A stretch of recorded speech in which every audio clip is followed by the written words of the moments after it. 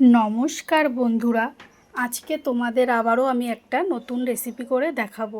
তো দেখো, এটা তো দেখে চিনতেই পারছো, এটা হচ্ছে নারকোল। এটা কি নারকোল বলো তো? ঝুনো নারকোল না, কিন্তু ওই যে ডাব নারকোল বলে না, অনেকে দোমালা নারকোলও বলে। তো সেই নারকোলটাকে আমি গোটা একটা নারকোল নিয়ে নিয়েছি। এরকম টুকরো টুকরো করে মিক্সির মধ্যে দিয়ে দেব।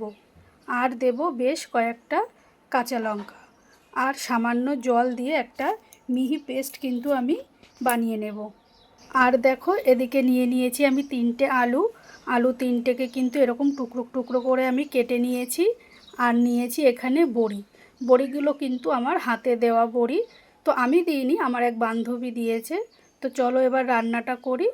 প্রথমে গ্যাসে আমি একটা কড়াই বসিয়ে দিয়েছি। তারপর কড়াইতে বেশ খানিকটা কিন্তু আমি সর্ষের তেল গরম করে নেব। তো তেলটাও গরম হয়ে গেছে। তো এবার বড়িগুলোকে দিয়ে দিয়েছি, দিয়ে বড়িগুলোকে কিন্তু আমি লাল করে ভেজে নেব। একটু লাল লাল করেই ভাজবো। তো দেখো বন্ধুরা, আমার কিন্তু বড়িগুলো ভাজা হয়ে গেছে। এবার তেল ঝরিয়ে আমি বড়িগুলোকে তুলে নেব। তো বড়িগুলোও তুলে নিয়েছি। এবার ওই তেলের মধ্যে আমি 4টে শুকনো লঙ্কাকে ভেজে নেব। এই শুকনো লঙ্কা ভাজাটা আমি পরে রান্নায় ব্যবহার করব। একটু লাল লাল করেই ভাজবো। তো দেখো, লঙ্কাগুলো ভাজা হয়ে গেছে। এবার লঙ্কাগুলোকে আমি তুলে নেব। বেশি ভাজলে কিন্তু কালো হয়ে যাবে, আর গুঁড়ো করলে কিন্তু কালো কালো লাগবে। তো এবার ওই তেলের মধ্যে আমি দেব 2টো শুকনো লঙ্কা ফোড়ন। শুকনো লঙ্কাটা একটু ছিঁড়েই দিয়েছি, না হলে কিন্তু ফাটবে। আর দিলাম 1 চামচ মতন মৌরি। মৌরি আর শুকনো লঙ্কা যখন ভাজা ভাজা হয়ে যাবে, তখন ওর মধ্যে দেব আমি কেটে রাখা আলুগুলো। তো আলুগুলোকে সব দিয়ে দেব। তারপর দেব পরিমাণ মতন নুন। আমি নুনটা একবারেই দিয়ে দিচ্ছি, পরে যদি লাগে তাহলে তরকারিটা চেখে দেখে আবারও একটু নুন দিতে পারি। তো নুনটা দেওয়ার পরে আমি আলুটাকে কিন্তু ভালো করে ভেজে নেব। তো তোমরা দেখতেই পাচ্ছ বন্ধুরা, আমার কিন্তু আলুগুলো ভাজা হয়ে গেছে। আর আমি কিন্তু আলু ভাজায় হলুদ দিইনি, হলুদ ছাড়াই রান্না করব। তো দেখো, আলুটাও ভাজা হয়ে গেছে।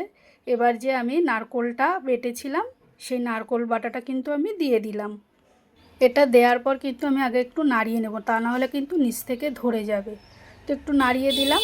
এবার যে মশলার বাটিটাতে আমি নারকোলটা বেটেছিলাম, ওই বাটির গায়ে অনেকটা নারকোল বাটা লেগেছিল। তো আমি একটু জল দিয়ে বাটিটাকে ধুয়েও দিয়ে দিলাম। এবার ওর মধ্যে দেব আমি স্বাদ মতো চিনি। চিনিটাকে দেওয়ার পরে এইবার এই আলুর সঙ্গে এটা কিন্তু ভালো করে কষিয়ে নেব। তো তোমরা দেখতেই পাচ্ছ, আমি কিন্তু হলুদটা দিইনি একদমই। তো বন্ধুরা, তোমরা চাইলে কিন্তু হলুদ দিতেই পারো। কিছু কিছু রান্না আছে দেখবে একটু সাদা সাদা কিন্তু ভালোই লাগে।